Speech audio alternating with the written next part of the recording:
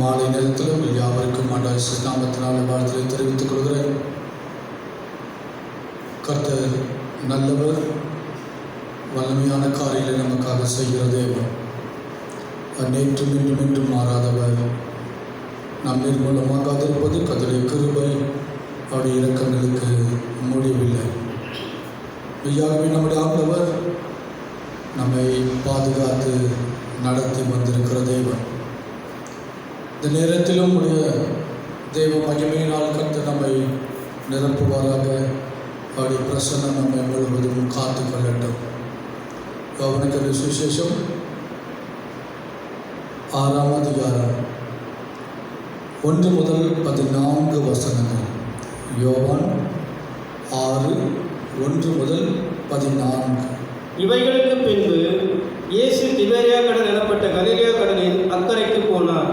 அவர் வியாதிஸ்தரிடத்தில் செய்த அற்புதங்களையும் திரளான ஜனங்கள் கண்டபடியால் அவருக்கு பின் சென்றார்கள். இயேசு மலையின் மேல் ஏறி அங்கே தம்முடைய சீஷருடனே கூட உட்கார்ந்தார். அப்பொழுது யூதருடைய பண்டிகையாகிய பஸ்கா சமீபமாக இருந்தது.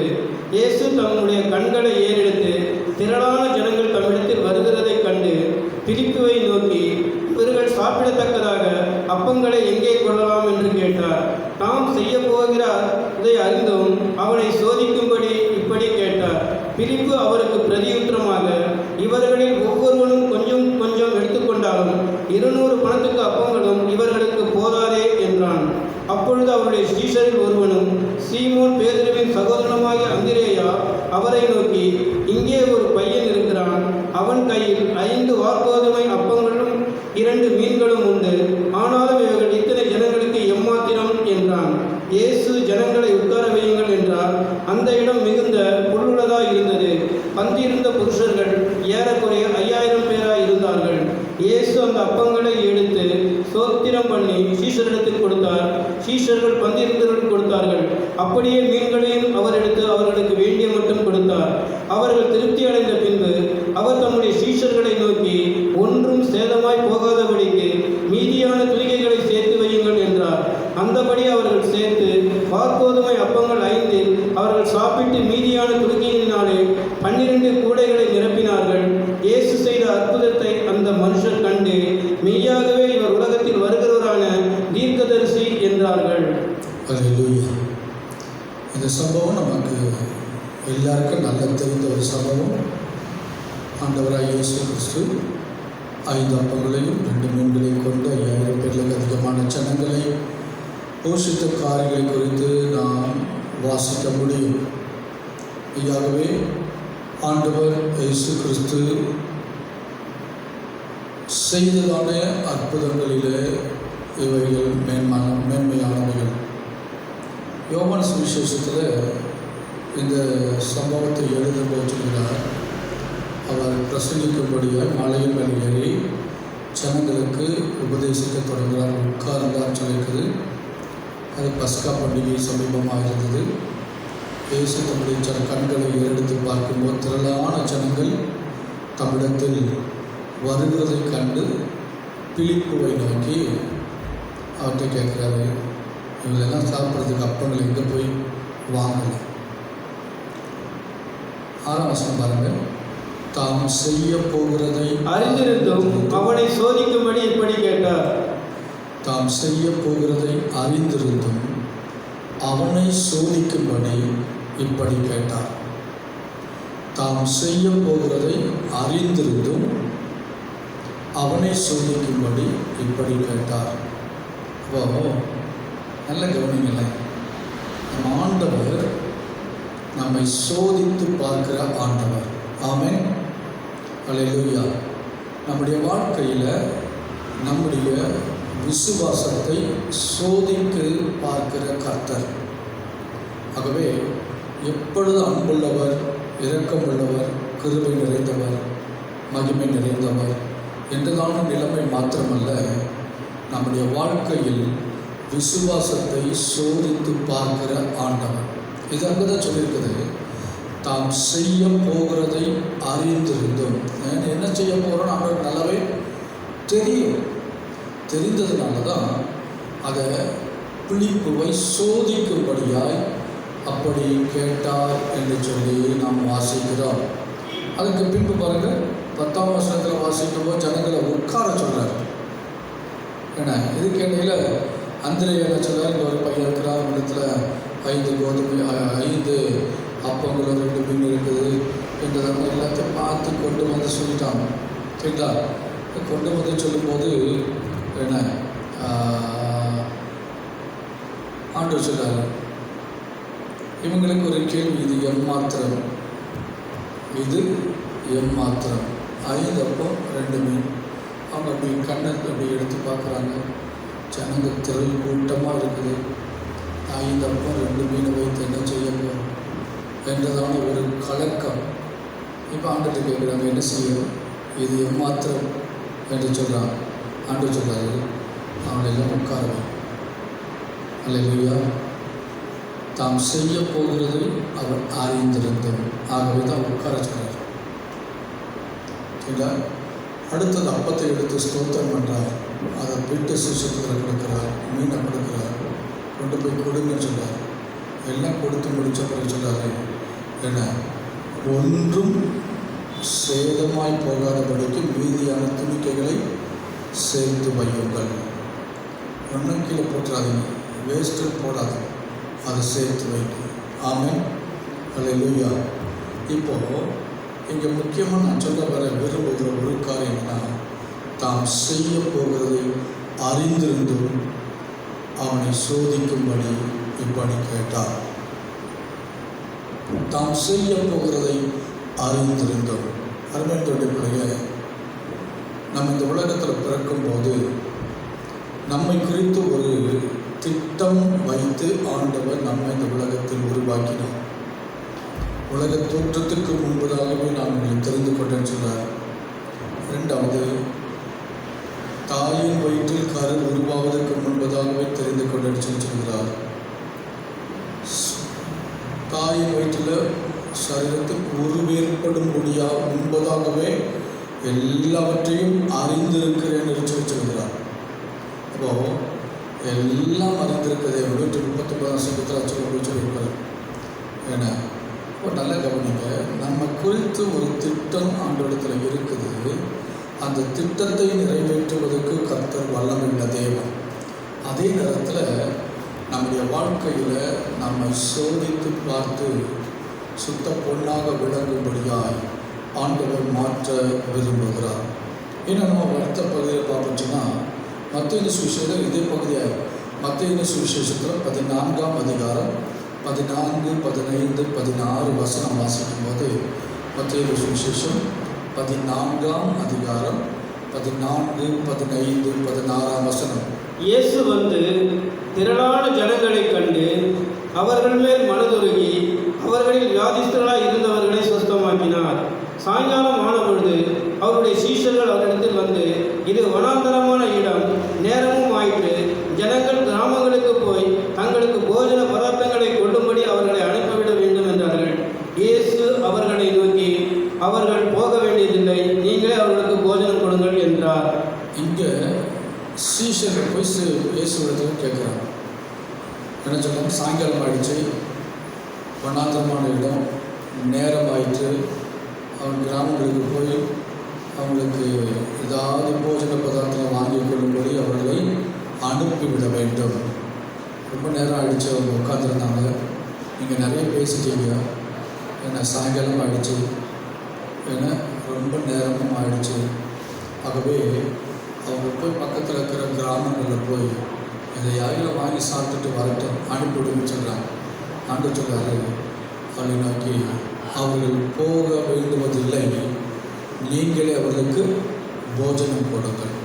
இதே வசனத்தை மார்க்கு சுவிசேஷம் 6ஆம் அதிகாரம் 35, 36, 37 லூக்கா 9, 12, 13 வசனங்களை பார்க்கும்போது இதே வசனங்களை சொல்லப்பட்டதுக்கு நம்ம வாசிக்க முடியும். அவர்களை பார்த்து சொல்கிறார், நீங்களே அவர்களுக்கு போஜனம் கொடுங்கள். ஆனால் யோவானில் கொஞ்சம் வித்தியாசமாக சொல்கிறத நம்ம பார்க்குறோம் இல்லைங்களா? தாம் செய்ய போகிறது என்னதென்று அறிந்திருந்தும் பிலிப்பு போய் சோதிக்கும்படி அப்படி கேட்டார். இன்னும் இங்கே வாசித்து பாருங்க. மத்தேயு சுவிசேஷம் 15ஆம் அதிகாரம் 32ஆம் வசனம், மார்க்கு 8ஆம் அதிகாரம் 3ஆம் வசனம். மத்தேயு 15:32. பின்பு இயேசு தம்முடைய சீஷர்களை அழைத்து, ஜனங்களுக்காக பரிதபிக்கிறேன், இவர்கள் என்னிடத்தில் 3 நாள் தங்கியிருந்து இவர்கள் என்னிடத்தில் 3 நாள் தங்கியிருந்து சாப்பிட ஒன்றுமில்லாதிருக்கிறார்கள். இவர்களை பட்டினியாய் அனுப்பிவிட எனக்கு மனதில்லை. வழியில் சோர்ந்து போவார்களே என்றார். இப்போ 5 அப்பம் 2 மீன்கள், இங்கே 7 அப்பமும் சில மீன்கள் அப்படின்னு சொல்லப்படுறது. சரிங்களா? இப்போ இந்த இடத்துல ஆண்டவர் இயேசு சொல்றாரு, ஜனங்களுக்காக பரிதபிக்கிறேன், இவர்கள் இடத்துல வந்து 3 நாட்கள் ஆயிடுச்சு, ஆகவே சாப்பிட ஒன்றும் இல்லாதிருக்கிறார்கள், இவர்கள் பட்டினியாய் அனுப்பிவிட எனக்கு மனதில்லை, வழியிலே சோர்ந்து போவார்களே. ஆமென். அல்லேலூயா. ஜனங்களுக்காய் பரிதபிக்கிறேன். அங்கே 5 அப்பம் 2 மீன், அங்கே 5000 பேருக்கு போஷிக்கப்படுகிறான வேளையில் அந்த இடத்துல சொல்கிறாரு, சீஷர்கள் வந்து சொல்கிறாங்க, இவங்களை எல்லாம் சாப்பிடாம இருக்கிறாங்க, எதையாவது கொடுக்கணும் அப்படின்னு சொல்லி, நீங்களே கொடுங்க, அவங்கள வீட்டுக்கு அனுப்பாதீங்க, அவங்களுக்கு எங்கே அனுப்பாதீங்க, நீங்களே கொடுங்கன்னு சொல்கிறாரு. இப்போ இந்த இடத்துல வரும்போது 4000க்கு அதிகமான ஜனங்களை போஷிக்கிறது பார்க்கிறோம். 7 அப்பம் இருக்குது, சில மீன்கள் இருக்குது. இப்போ ஆண்டவர் இயேசு கிறிஸ்து அவர்களுக்காக பரிதபிக்கிறதேன்னு என்று சொல்கிறார். அவர்களுக்காக நான் பரிதபிக்கிறேன். 3 நாட்களை இடத்துல உட்காந்துருக்காங்க, சாப்பிட ஒன்றும் இல்லை, இவர்களை பட்டினியாய் அனுப்பிவிடுவதற்கு எனக்கு மனசு இல்லை, வழியில் சோர்ந்து போவார்கள். நல்லா கவனிக்கணும். அங்கேயும் ஆண்டவர் இயேசு கிறிஸ்து சும்மா அனுப்பிவிட விரும்பலை, இங்கேயும் அனுப்பிவிட விரும்பலை. அங்கே சீஷர்கள் அக்கறை காட்டுறாங்க, இங்கே இயேசு கிறிஸ்து அக்கறை காட்டுறாரு. அங்கே சீஷர்கள் சொல்லும்போது அவங்க அனுப்பிவிடு அப்படின்றாங்க, ஆனால் ஆண்டவர் இயேசு கிறிஸ்து இல்லைன்னு சொல்கிறாரு, நீங்கள் தான் கொடுக்கணும் அப்படின்றார். ஆனால் இந்த இடத்துல அவர்களுக்காக பரிதபிக்கிறேன், 3 நாட்களாக இந்த இடத்துல உட்காந்துருக்காங்க, அவங்க வழியில் சோர்ந்து போவார்னு சொல்கிறார். இப்போ நல்லா கவனிக்கணும். ஆண்டவர் உள்ளந்தரைகளை ஆராய்ந்தறிகிற கர்த்தர். ஆமென். அல்லேலூயா. நம்ம ஒருவேளை நம்ம ஆண்டுடைய பிள்ளைகளாக இருக்கிற நம்ம குறித்து ஆண்டவர் அக்கறை உடைய ஆண்டவராக இருக்கிறார்.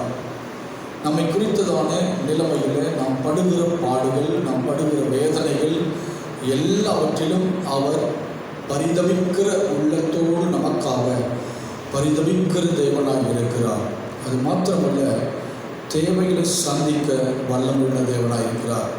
சோர்ந்து போகாமல் சோர்வை நீக்க அவர் வல்லமுள்ள தேவன். அவர் அல்லேலூயா.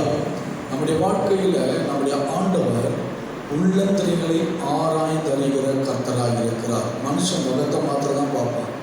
இப்போ ஜனங்களை பார்த்துட்டு அவங்களை அனுப்பிவிடுங்கன்னு சொல்கிறாங்க சீஷர்கள். ஆனால் அவங்களுடைய நிலைமையை ஆண்டவர் அறிந்திருக்கிறார். ஆகவே சொல்கிறார், நீங்களே சாப்பாடை கொடுங்கப்பா அப்படின்னு சொல்கிறார். ஆனால் யோவானில் வாசிக்கும் போது இது எல்லாவற்றையும் பார்க்கிற வித்தியாசமான ஒரு நிலைமையை சொல்கிறார். என தாம் செய்ய போகிறது என்னதென்று அறிந்திருந்தும். ஆமென். அல்லேலூயா.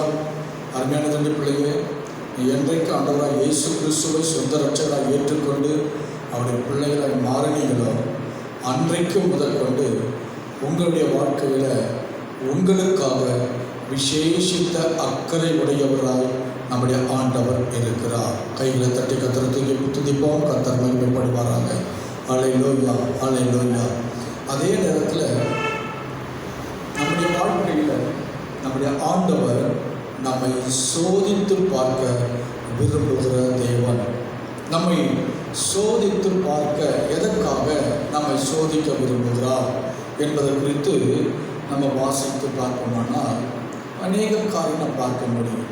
என முதல் வசனம் யோவானுக்கு யாக்கோபு நிருபம் 1ஆம் அதிகாரம் 12ஆம் வசனத்தை வாசிக்கும் போது, யாக்கோபு 1ஆம் அதிகாரம் 12ஆம் வசனம், சோதனையை சகிக்கிற மனுஷன் பாக்கியவான். சோதனையை சகிக்கிற மனுஷன் பாக்கியவான். அவன் உத்தமன் என்று விளங்கின பின்பு கர்த்தர் தம்மிடத்தில் அன்பு கூறுகிறவர்களுக்கு வாக்குத்தத்தம் பண்ணின ஜீவ கிரீடத்தை பெறுவான். சோதனையை சகிக்கிற மனுஷன் பாக்கியவான். அவன் உத்தமன் என்று விளங்கின பின்பு என கர்த்தர் தமிழத்தில் அன்பு கூறுவதற்கு வாக்குத்தத்தம் பண்ணின ஜீவ கிரீடத்தை பெறுவான். இந்த இடத்துல சோதனை சகிக்கிற மனுஷன், சோதித்து பார்த்து நாம் கர்த்தரிடத்தில் அன்பு வைத்திருக்கிறோமா என்பதை பார்க்க கர்த்தர் சோதிக்கிற ஆண்டவர். ஆகவே நம்முடைய வாழ்க்கையில் வருகிற எல்லா சோதனையும் பிசாசினால் வருகிறது என்று சொல்லி நாம் சொல்லிக்கொண்டு அவனை மேன்மைப்படுத்தக்கூடாது. ரெண்டாவது, நாமே நம்ம சோதனைக்கு உட்படுத்தி கொண்டு ஆண்டவர் சோதிக்கிறார் என்றும் சொல்லக்கூடாது. மூன்றாவது, நம்முடைய ஆண்டவர் நம்மை சோதிக்கும் போது அவரிடத்தில் அன்பு வைத்திருக்கிறோமா என்பதை ஆண்டவர் அதிகமாய் நம்மிடத்தில் எதிர்பார்க்கிறார். அருமையான பிள்ளையே, நம்முடைய வாழ்க்கையில் நம்முடைய ஆண்டவர் நம்மை சோதித்து அறிந்து நம்மை நடத்துகிற கர்த்தராக இருக்கிறார். சோதித்தருகிற கர்த்தர். நம்முடைய அதிகமாக நேசிக்கிற தகப்பன் தன் பிள்ளைய தண்டித்து சோதித்து சோதனையை கொடுத்து தண்டித்து அவனை சிக்ஷித்து வழிநடத்துவான்னு சொல்லி எபிரேயர் நிருபத்தில் நம்ம வாசிக்க முடியும். தான் சிநேகிக்கிற தான் நேசிக்கிற புத்திரனை ஆண்டவர் அந்த தகப்பன் சிக்ஷிக்கிறது போல நானும் உங்களை சிக்ஷிப்பேன்னு சொல்கிறார். அருமையான பிள்ளைங்க, சிக்ஷைக்கும் சோதனைக்கும் வித்தியாசம் உண்டு. இந்த சின்ன தண்டனையை கொடுத்து அல்லது சின்ன காரியத்தில் கர்த்தர் சோதிப்பாரை தவிர ஒரு பெரிய சோதனையை ஆண்டவர் நமக்கு கொடுக்கிற தேவன் அல்லவே அல்ல. ஆகவே இந்த உலகத்தின் தகப்பன் ஒரு நன்மைக்காக அவனை சோதிக்கிறார், தண்டனையை கொடுக்கிறார். நம்முடைய ஆண்டவரும் நம்முடைய வாழ்க்கையில் ஒரு சின்ன சோதனையை கொடுத்து அந்த சோதனையில் நாம் வெற்றி பெறுகிறோமா என்பதை ஆண்டவர் சிந்தித்து பார்க்கிற ஆண்டவராக இருக்கிறார். அருமையான பிள்ளைங்க, நம்முடைய ஆண்டவர் நமக்காக பரிதபிக்கிற ஆண்டவர். ஆகவே நம்முடைய வாழ்க்கையில் நம்ம சோர்ந்து போகக்கூடாது. கர்த்தர் நமக்காய் பரிதபிக்கிறவர், நமக்காய் அல்லேலூயா கிரியை நடப்பிக்கிற தேவன். சோர்ந்து போவார்களே என்று சொல்லி சோர்வை மாற்ற விரும்புகிற கர்த்தர். நம்முடைய வாழ்க்கை குறித்ததான அநேக திட்டங்கள் அவர் வைத்திருக்கிறார். நாம் அவர் சோதிக்கும் போது அவரிடத்தில் அன்பு கூற வேண்டும் என்று சொல்லி கர்த்தர் விரும்புகிறதை நாம் பார்க்க முடியும். உபாகம புத்தகத்தை நம்ம வாசிக்கும் போது 8ஆம் அதிகாரம் 2ஆம் வசனத்தை வாசிக்கும் போது, உபாகம புத்தகம் 8ஆம் அதிகாரம் 2ஆம் வசனத்தில் இஸ்ரவேல் ஜனங்களை குறித்து ஆண்டவருடைய அன்பை குறித்தும் மோசே அங்கு வெளிப்படுத்தி காண்பிக்கிறத பார்க்க முடியும். உன் தேவனாகிய கர்த்தர் உன்னை சிறுமைப்படுத்தும்படிக்கும் தம்முடைய கட்டளைகளை நீ கைக்கொள்வாயோ கைக்கொள்ள மாட்டாயோ என்று அவர் உன்னை சோதித்து உன் இருதயத்தில் உள்ளதை அறியும்படிக்கும் உன்னை இந்த 40 வருஷம் அளவும் வனாந்தரத்திலே நடத்தி வந்த எல்லா வழிகளையும் நினைப்பாயாக. அல்லேலூயா. இங்கு நம்மை சிறுமைப்படுத்தி கட்டளைகளை கைக்கொள்வோமா இல்லையா என்பதற்காக சோதனையை கொடுக்கிற தேவன். சோதித்து என்று சொல்லப்பட்டிருக்கு. ஒன்று, அவரிடத்தில் அன்பு கூறுகிறோமா என்பதை அறிவதற்கு சோதனை கொடுக்கிறார். ரெண்டாவது, நாம் அவருடைய கட்டளைகளை கைக்கொள்கிறோமா அல்லது கட்டளைகளுக்கு கட்டளைகளை கை கொள்ளாமல் வழுவி போகிறோமா என்பதை சோதித்து பார்க்க சோதிக்கிற கர்த்தராய் இருக்கிறார். அருமை தேவ பிள்ளையே, இந்த இடத்துல நம்முடைய இருதயத்தில் உள்ளவைகளை நாம் அறியும்படிக்கு, ஆமென், ஆண்டவர் எப்பவுமே அறிந்திருக்கிறார். அவருக்கு நல்லாவே தெரியும் நாம் வழுவி போய்விடுவோமா அல்லது நிலைத்து நிற்போமா என்பது எல்லாம் நமக்கு நல்லா தெரியும். பேதுருவை பாருங்க, பேதுருடைய வாழ்க்கையில் ஆண்டவராக இயேசு கிறிஸ்து பாடுபடக்கூடிய சூழ்நிலையை குறித்து பேசி கொண்டிருக்கிறார். பேதுரு சொல்கிறாரு, இல்லை ஆண்டவரை, எல்லாரும் கைவிட்டாலும் நான் உங்களை கைவிட மாட்டேன், உங்களை பின்பற்றி வருவேன்னு சொல்கிறார். அதே நேரத்தில் பேதுருக்கு நம்ம ஜெபம் பண்ண சொல்லி ஆண்டு சொல்கிறார். பேதுருவே, பிசாசு உங்களை சோதிக்கும்படியாக இடத்துல உத்தரவை கேட்டுக்கொண்டான். கோதுமையை சுலகளை வைத்து புடைப்பது போல உங்களை புடைப்பதற்கு உத்தரவு கேட்டுக்கொண்டான். நான் உத்தரவு கொடுத்துட்டேன், ஆனாலும் உன்னுடைய விசுவாசம் ஒளிந்து போகாதபடி உனக்காக வேண்டி கேள்கிறேன்னு சொல்லி ஆண்டவர் சொல்கிறார். பேதுரு சொல்கிறான், நான் உங்களை விட்டு பின்வாங்கி போக மாட்டாங்க, எல்லாரும் ஓடிப்படாலும் பரவாயில்ல, நான் கைவிட மாட்டேன். ஆனால் சோதனை வருகிறது. அந்த சோதனையில் நீ என்னை 3 முறை மறுதலிப்பாய் என்பதையும் ஆண்டவர் சொல்லிவிட்டார். இப்போ பேதுருடைய உள்ளத்துக்குள்ளே இருந்த நிலைமையும் அவன் என்ன செய்ய போகிறான் என்பதையும் பேதுரு அறிந்திருந்தார். அந்த சோதனைக்கு அனுமதியும் கொடுத்துட்டார். எப்படி? கோதுமையை சுலகில வைத்து புடைப்பதற்கு பிசாசு உத்தரவு கேட்டுக்கொண்டான், நான் உத்தரவு கொடுத்து விட்டேன். அருமையான பிள்ளையே, அந்த சொலகில் வைத்து கோதுமையை புடைக்கும் போது அல்லது முரத்தில் வைத்து கோதுமையை புடைக்கும் போது அந்த கோதுமை மேலேயும் கீழையும் அடிப்படும், மேலேயும் கீழையும் பறந்து அடிப்படும். எத்தனை அடி அது படும். ஆனால் நல்ல மணிகள் எல்லாம் மரத்தில் நிற்கும், பதரெல்லாம் கீழே கொட்டிவிடும், குப்பைகள் எல்லாம் கீழே விழுந்துவிடும். நல்ல மணிகள் மாத்திரமே முரத்தில் தங்கி இருக்கும். அதுபோல் நல்ல மணிகளாய் நாம் மாற வேண்டும் என்பதற்காக, அவருக்கு பிரயோஜனம் உள்ள ஒரு கருவியாய் நாம் இருக்க வேண்டும் என்பதற்காக ஆண்டவர் சில சோதனையை அனுமதித்து நம்முடைய வாழ்க்கையில் நம்மை பரிசோதிக்கிற கர்த்தராக இருக்கிறார். அவரிடத்தில் அன்பு கூறுகிறோமா அல்லது நம்முடைய இருதயத்தை நாம் சோதித்து பார்த்து கொள்வதற்காக, நம்மையே அறிந்து கொள்வதற்காக அந்த சோதனைகளை ஆண்டவர் அனுமதிக்கிறது குறித்து நாம் பார்க்க முடியும். இன்னும் 18ஆம் வசனத்திலிருந்து 20ஆம் வசனம் வாசிக்கும் போது 18ஆம் வசனம் 20ஆம் வசனம், உன் தேவனாகிய கர்த்தரை நினைப்பாயாக, உன் தேவனாகிய கர்த்தரை நினைப்பாயாக, அவரே உன் பிதாக்களுக்கு ஆணையிட்டு கொடுத்த தம்முடைய உடன்படிக்கையை உறுதிப்படுத்தும்படி இந்நாளில் உனக்கு உண்டாயிருக்கிறது போல ஐஸ்வர்யத்தை சம்பாதிக்கிறதுக்கான பலனை உனக்கு கொடுக்கிறவர் ஐஸ்வர்யத்தை சம்பாதிக்கிறதுக்கான பலனை உனக்கு கொடுக்கிறவர். உன் தேவனாகிய கர்த்தரை நீ மறந்து வேறே தேவர்களை பின்பற்றி அவைகளை சேவித்து அவர்களை பணிந்து கொள்வாயானால் நிச்சயமாய் அழிந்து போவீர்கள் என்று இன்று உங்களுக்கு சாட்சியாய் அறிவிக்கிறேன். உன் தேவனாகிய கர்த்தருடைய சத்தத்துக்கு நீங்கள் கீழ்ப்படியாமல் போவதினால் கர்த்தர் உங்களுக்கு முன்பாக அழித்த ஜாதிகளைப் போல நீங்களும் அழிவீர்கள். நல்ல கவனிக்கணும்.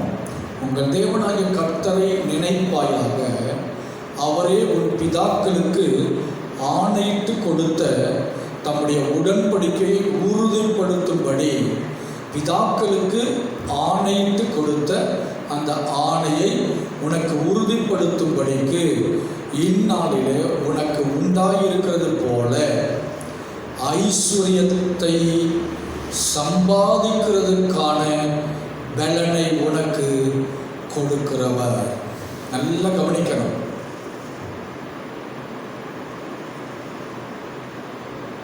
பிதாக்களுக்கு ஆணையிட்ட அந்த ஆணையை நிறைவேற்றுவதற்காக, உறுதிப்படுத்துவதற்காக இந்நாளிலே உனக்கு ஐஸ்வர்யத்தை சம்பாதிக்கிறதுக்கான பலனை கர்த்தர் கொடுக்கிறவர்.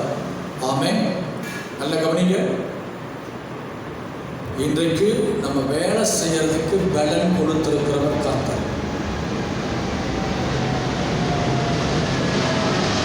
இதற்கு நம்முடைய ஆதி முற்பிதாக்களுக்கு ஆண்டவர் வாக்குத்தத்தம் பண்ணின வாக்குத்தத்தத்தை ஆவிக்குரிய இஸ்ரவேலராகிய நாமும் பெற்று அனுபவிக்க வேண்டும் என்பதற்காக அந்த வாக்குத்தத்தத்தை உறுதிப்படுத்துவதற்கு, இன்றைக்கு சம்பாதிப்பதற்கு, வேலை செய்வதற்கு பலன் கொடுத்திருக்கிறவர் கர்த்தர்.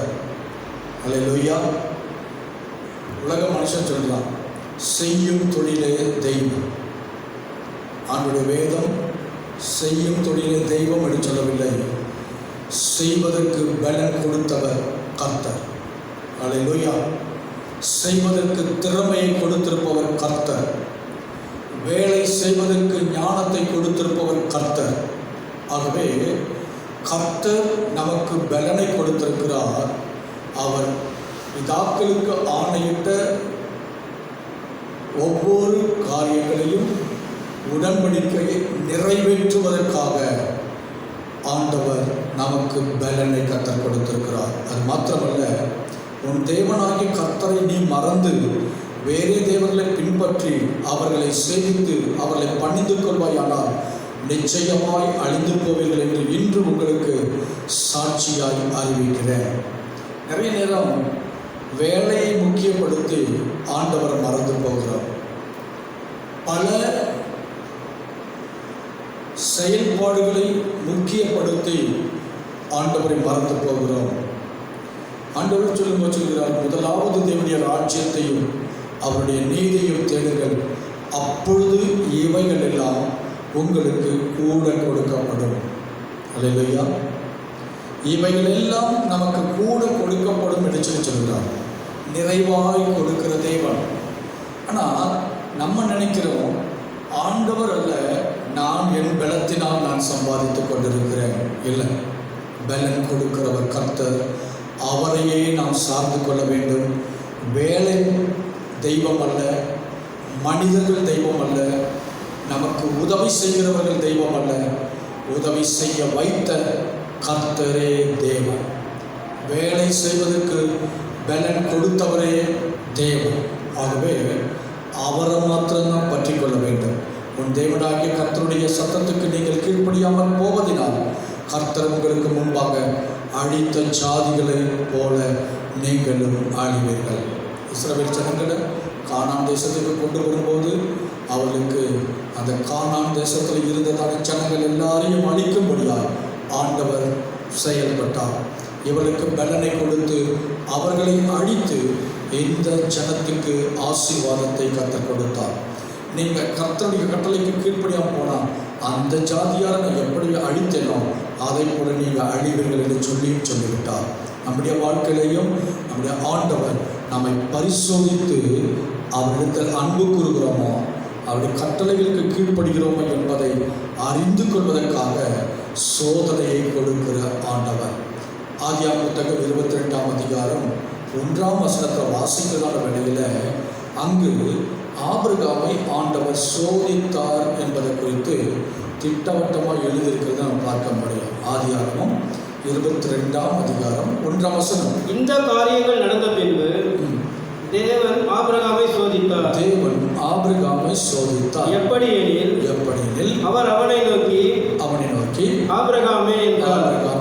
அவன் இதோ அடியேன் என்றான். அப்பொழுது அவர் உன் புத்திரனும் ஏகசுதனும் உன் நேசகுமாரனுமாகிய ஈசாக்கை நீ இப்பொழுது அழைத்துக் கொண்டு மோரியா தேசத்துக்கு போய் தேசத்துக்கு போய் அங்கே நான் உனக்கு குறிக்கும் மலைகள் ஒன்றின் மேல் அங்கே நான் உனக்கு குறிக்கும் மலைகளில் ஒன்றின் மேல் அவனை தகன பலியாக பலியிடு அவனை என்றார். தகன பலியாக பலியிடு என்றார். ஆபிரகாமை கர்த்தர் சோதித்தார் என்று எழுதியிருக்கிறது. எப்படி சோதித்தார்? அவனை ஆபிரகாமை அழைக்கும் பொழுது வாக்குத்தத்தம் கொடுத்தார். ஆபிரகாமை நான் உனக்கு காண்பிக்கும் தேசத்துக்கு போ என்று சொல்லும்போது 75 வயது. ஆனால் 100 வயது வரைக்கும், கிட்டத்தட்ட 25 வருடம் வரைக்கும் ஆபிரகாமுக்கு வாக்குத்தத்தம் பண்ணப்பட்டதான வாக்குத்தத்தத்தின் பிள்ளை பிறக்கவில்லை. இப்படிப்பட்ட சூழ்நிலையிலே ஆபிரகாம் கர்த்தருடைய சமூகத்தில் விசுவாசத்தோடு கூட இருக்கிறதை நாம் பார்க்கிறோம். 100வது வயது, கிட்டத்தட்ட 25 வருடங்களுக்கு பின்பு ஆபிரகாமுக்கு ஆண்டவர் வாக்குத்தத்தம் பண்ணினதான வாக்குத்தத்தத்தின் பிள்ளையை கர்த்தர் கொடுக்கிறார். அந்த 25 வருடங்களுக்கு பின்பு பிறந்ததான இந்த ஈசாக்கை ஆண்டவர் சொல்றார், அவனை எனக்கென்று பலியிட வேண்டும். எப்படி சொல்றார் பாருங்க. ஈசாக்கை பற்றி சொல்லும்போது எப்படி ஆபிரகாம் இடத்தில் சொல்கிறார்? உன் புத்திரனும் உன் ஏகசுதனும் ஏகசுதனும் உன் நேசகுமாரனுமாகிய குமாரனுமாகிய ஈசாக்கை, உன்னுடைய புத்திரன், உன் நேசகுமாரன், ஏக புத்திரன், இவனை நீ என்ன செய்ய வேண்டும்? பலியாக எனக்கு ஒப்பு கொடுக்க வேண்டும். எங்கு பலி கொடுக்க வேண்டும்? இடத்தை சொல்லலை. மோரியாவுக்கு தேசத்தில் இருக்கிற மலைகளில் ஒன்றில். நல்லா கவனிக்கணும். மோரியா தேசம் என்றதான தேசத்தை மாத்திரம் சொன்னாரே தவிர எந்த மலை என்று சொல்லவில்லை. ஆனால் ஆண்டவர் சொன்ன வார்த்தையின்படியாய் ஈசாக்கை அழைத்து கொண்டு பலி செலுத்துவதற்காக அவன் கடந்து போகிறான். வாசிக்கும் போது அவன் அதிகாலையில் எழுந்து தன் வேலையாட்களையும் அழைத்து கொண்டு புறப்பட்டு போகிறான். ஒரு குறிப்பிட்ட இடத்துல வேலையாட்களை நிறுத்தி வைத்துவிட்டு அவனிடத்தில் சொல்கிறான், நானும் பிள்ளையாண்டானும் போய் கர்த்தருக்கு பலி செலுத்திவிட்டு நாங்கள் திரும்ப வருவோம். வார்த்தையில் சொல்கிறான், நாங்கள் திரும்ப வருவோம். ஆனால் உள்ள துடிக்குது, நான் சொல்லுவது பொய். ஏனென்றால் என் மகனைத்தானே நான் பலி செலுத்த போகிறேன். ஆனால் உள்ளத்துக்குள் இருந்த விசுவாசம், ஆபிரகாமுக்கு இருந்த விசுவாசம் பெரிய விசுவாசம். எப்படி? 25 வருடங்களுக்கு பின்பும் ஆண்டவர் கொடுத்த வார்த்தையை, வாக்குத்தத்தத்தை நிறைவேற்றினாரே, அதே தேவன் இந்த நேரத்திலும் அதை செய்ய வல்லவர் என்று விசுவாசித்தான். விசுவாசத்தை கர்த்தர் அங்கீகரித்தார். இப்பொழுது வழியில் போகும்போது ஈசாக்கு கேட்குறாரு, பா விறகு இருக்குது, நெருப்பு இருக்குது, பலிக்கான ஆட்டுக்குட்டி எங்கே? ஆபிரகாம் சொல்றாரு, கர்த்தருடைய பர்வதத்தில் பார்த்து கொள்ளப்படும். அருமை தேவ பிள்ளையே, அந்த விசுவாசத்தோடு கூட போனான், பலிப்பிடத்தை கட்டினான். இப்பொழுது ஆட்டுக்குட்டி எங்கே என்று கேட்டதான ஈசாக்கையே கட்டி பலிப்பிடத்தில் வைக்கிறான். ஈசாக்கும் என் தகப்பன் ஒரு நாளும் தவறு செய்ய மாட்டார் என்பதை அறிந்தவனாய் அமைதலோடு கூட தகப்பன் எதை செய்கிறாரோ அதை செய்வதற்கு முற்றிலுமாய் தன்னை அர்ப்பணிக்கிறார். அருமையுடைய பிள்ளையே, இந்த ஈசாக்கை பலி செலுத்த இந்த ஆபிரகாம் தயங்கவில்லை. பலிப்பிடத்தில் வைத்து கையை ஓங்கி வெட்ட போகிற அந்த நேரத்தில் கர்த்தர் அவனை தடுத்து, நீ இவன் மேல் கை போடாதே என்று சொல்லி தடுத்து நிறுத்தினது மாத்திரமல்ல, இப்பொழுது நீ கர்த்தருக்கு பயப்படுகிறவன் என்று நான் அறிந்திருக்கிறேன் சொல்லி சாட்சி கொடுக்கிறார். அருமை தேவனுடைய பிள்ளையே, பலிக்கான ஆட்டுக்கடா, முள்ளிலே சிக்கி கிடந்ததான ஆட்டுக்கடாவை பிடித்து ஈசாக்குக்கு பதிலாக பலி செலுத்தி அவன் தன்னுடைய வேலையாட்களிடத்தில் எவ்விதமாய் உறுதியோடு சொன்னாரோ அதே உறுதியோடு தன் மகனையும் அழைத்து கொண்டு வருகிறார். கைகளை தட்டி கத்த துதிப்போங்களா?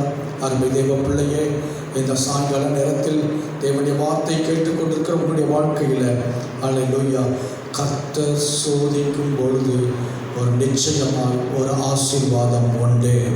அல்லேலூயா. நீ யாரிடத்தில் அதிகமாய் அன்பு வைத்திருக்கிறாய், யாரை நீ அதிகமாய் நேசிக்கிறாய், மனிதரையா தேவனையா? யாருக்கு முதலிடம் கொடுக்கிறார் என்பதை என் ஆண்டவர் பரிசோதித்து பார்க்கிறார். எனக்கு அநேகருக்கு, வாலிப பிள்ளைகளுக்கு அநேகருக்கு நல்ல திருமணம் ஆகணும்னு சொல்லி ஜெபம் பண்ண சொல்லுவான்.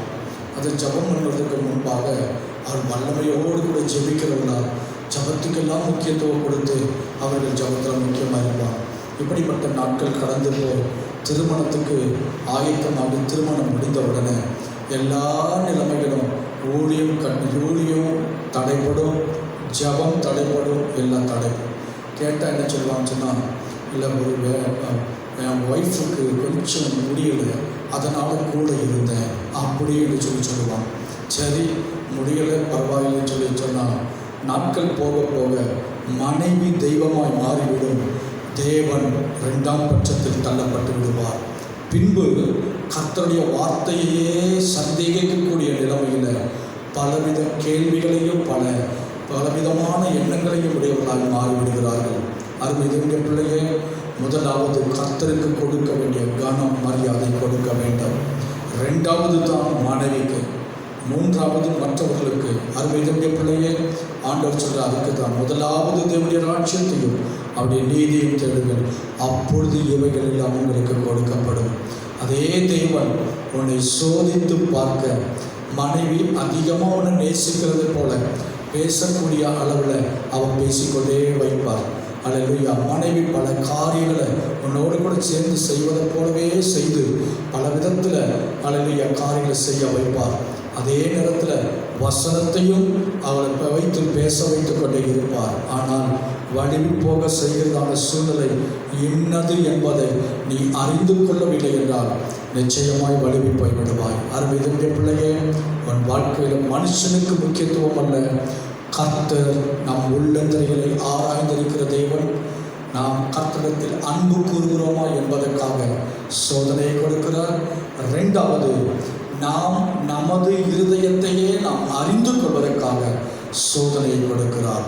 தேவன் நம்மை சோதித்து சுத்த பொன்னாக மாற்றி அவருக்கு பிரியமானவர்களாய் மாற்றுவதற்கு சித்தமுள்ளவராக இருக்கிறார். கண்களை மூடுவாங்களால், ஆண்டவரே, நீங்கள் என்னை சோதிக்கிற சோதனை இன்னதென்பதை நான் அறிந்து கொள்ளக்கூடிய உணர்வுள்ள ஆவி எனக்கு தாங்கப்பா. கேட்போங்களா? அல்லேலூயா. என் ஆண்டவரே, உணர்வுள்ள ஆவி எனக்கு தாங்க. ஆண்டவரே ஸ்தோத்திரம். பிசாசு சோதிக்கும் போது பிசாசின் சோதனையில் சுற்றிக் கொள்ளாதபடி ஆண்டவரே, பிசாசுக்கு எதிர்த்து நிற்க எனக்கு உதவி செய்யும்படி செபிக்கிறோம். நாங்களே எங்களை சோதனைக்கு உட்படுத்திக் கொண்டு கர்த்தர் சோதிக்கிறார் என்று சொல்லிக்கொண்டு இல்லாமல் நீங்கள் சோதிக்கிற சோதனை இன்னது என்பதை பகுத்தறியக்கூடிய நல்ல ஞானத்தை கர்த்தர்களுக்கு தரும்படி செபிக்கிறோம். தெய்வ வல்லமை எங்களை ஆளுகை செய்யும்படி செபிக்கிறோம். ஆண்டவரே, எங்கள் தெய்வ சமூகமும் சமாதானமும் நிறைவாயிருந்து நடத்தும்படி செபிக்கிறோம். ஆண்டவரே ஸ்தோத்திரம். சோதனை சகிக்கிற மனுஷன் பாக்கியவான், அவன் உத்தமன் என்று விளங்கின பின்பு கர்த்தர் தம்மிடத்தில் அன்புகளுக்கு வாக்குத்தத்தம் பண்ணாத ஜீவக்களிடத்தில் பெருமான் சொல்லியிருக்கிறீர்களே, அன்றைக்கு பிலிப்புவை பார்த்து தாம் செய்ய போகிறதை அறிந்திருந்தும் அவனை சோதித்தார் சொல்லப்பட்டிருக்கிறது. ஆண்டவரே, நீங்கள் என்ன எங்கள் வாழ்க்கையில் செய்ய போகிறீர்கள் என்பதை நீங்கள் அறிந்திருக்கீங்கப்பா. அதை நாங்கள் அறிந்து கொள்ள முடியவில்லை. எங்களுடைய வாழ்க்கையில் அதை அறிந்து கொள்ளக்கூடிய உணர்வுள்ள ஆவி எங்களுக்கு தாங்கப்பா. தேவரே, நீங்கள் எங்களை சோதிக்கும் போது இன்னும் அதிகமாக உண்மை மாத்திரம் உறுதியாக பற்றி கொள்ள வேண்டிய பலனை கர்த்தர்களுக்கு தரும்படி செபிக்கிறோம். கிருபையின் கரம் முற்றிலும் தாங்கட்டும். பெரிய காரியங்களை கர்த்தர் செய்யும்படி செபிக்கிறோம். தெய்வ ஒத்தாசை நிறைவாழ்த்த வழி நடத்தும்படி செபிக்கிறோம். ஆண்டவரே, பாதுகாத்துக் கொள்ளுங்க. பெரிய காரியங்களை கர்த்தர் செய்யுங்க. மாறாத நேசருடைய பிரசன்னம் ஒவ்வொருவரையும் ஆளுகை செய்யட்டும். இந்த வார்த்தையை கேட்கிற ஒவ்வொரு பிள்ளைகளுடைய வாழ்க்கையிலையும் கர்த்தர் அற்புதமான காரியங்கள் செய்யும்படி செபிக்கிறோம். தாழ்த்தி கொடுக்கிறோம். இயேசுவின் நாமத்தில் ஜெபத்தில் நல்ல பரலோக பிதாவே, ஆமென். என் ஆத்துமாவே கர்த்தரை ஸ்தோத்திரி, என்னுடைய பரிசுத்த நாமத்தை ஸ்தோத்திரி. என் ஆத்துமாவே கர்த்தரை ஸ்தோத்திரி, அவர் செய்த சகல உபகாரங்களை மறவாதே. ஆமென். இந்த கர்த்தராகிய இயேசுவின் கிருபையும் பிதாவாகிய தேவனுடைய அன்பும் பரிசுத்தாவின் அன்பினைக்கும் சமாதானமும் சந்தோஷமும் கிருபையும் ஆசீர்வாத நன்மைகளும் இப்பொழுதும் எப்போதும் சகல நாட்களிலும் கிறிஸ்து இயேசுவின் வருகை பரிந்தும் என்றென்றும் நிலைத்திருப்பதாக. ஆமென். யாவருக்கும் இயேசு நாமத்தில் வாழ்த்துக்கள். கர்த்தர் உங்களை ஆசீர்வதிப்பாராக.